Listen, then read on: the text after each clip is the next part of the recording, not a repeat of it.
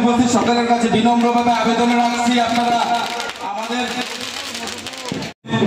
মধুপুর বাজারে যে নির্বাচনী জনসভা, যে জনসভায় উপস্থিত হয়েছেন ত্রিপুরা রাজ্যের মুক্তির মহানায়ক তথা ত্রিপুরা রাজ্যের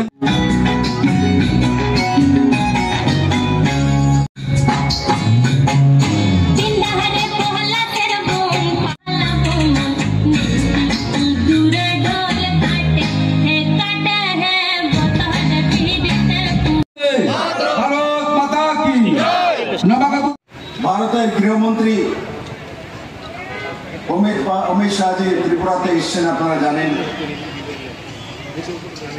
আমি কুমারঘাটে গিয়েছিলাম, ওখানে ওনার জনসভা ছিল। যখন কুমারঘাটে গিয়েছি, আমার সঙ্গে গাড়ি দিয়ে যাওয়ার সময় রাস্তার দুই ধারে যখন লোক দেখছে, তো দেশের গৃহমন্ত্রী অমিত ভাই শাহ বলছে, দেখো দেখো দেখো বিপ্লব, ত্রিপুরার লোকগুলি কত সুন্দর, কত ভালো, কত সহজ সরল।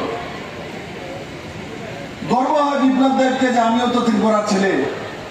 ত্রিপুরার মানুষকে দেখলে দেশের গৃহমন্ত্রী বলে, দেখো ত্রিপুরার মানুষ কত সুন্দর, ত্রিপুরার মানুষ কত ভালো, সহজ সরল। তারপরে আরেকটা কথা বলেছে, দেখো এই কমিউনিস্টরা লম্বা সময় 35টা বছর শাসন করলো, গরিবকে আরো গরিব বানালো, কিচ্ছু দিল না।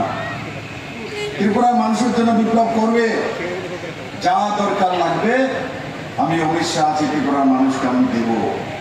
আমি নরেন্দ্র মোদীকে বলবো যে ত্রিপুরার ছেলে মেয়েদেরকে, নজওয়ানদেরকে স্টার্ট আপের মাধ্যমে রোজগার দেওয়া, ত্রিপুরার মহিলাদেরকে লাখপতি দিদি বানানো, সেই জায়গা নিয়ে যাওয়া সেলফ হেল্প গ্রুপের মাধ্যমে।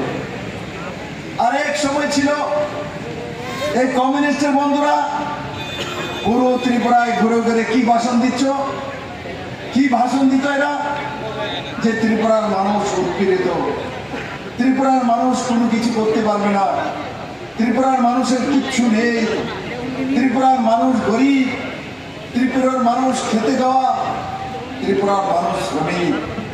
এই শব্দগুলি ছাড়া কমিউনিস্ট পার্টি ত্রিপুরাতে কিচ্ছু এস্টাবলিশ করেনি মেরে গেছিল।